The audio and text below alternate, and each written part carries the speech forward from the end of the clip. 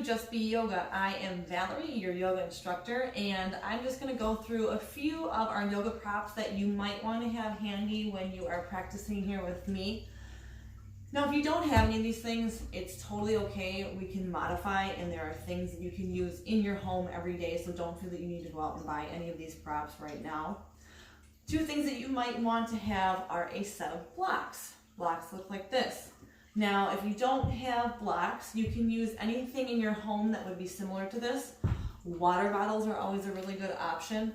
The blocks just help us bring the earth to us. And the second thing that you might want is a strap.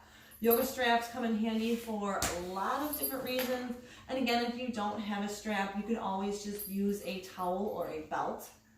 And then we have here a bolster. I would say the average person probably doesn't have a bolster at home, which is totally okay.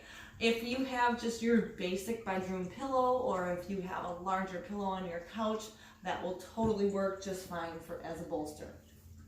And then last but not least, a blanket.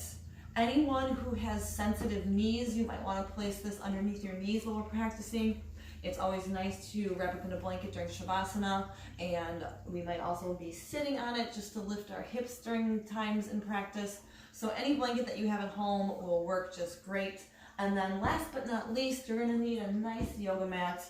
And again, if you don't have one at home, I would just find any kind of semi-soft, non-slip surface where you're going to be able to keep your feet and your hands planted without sliding off into oblivion.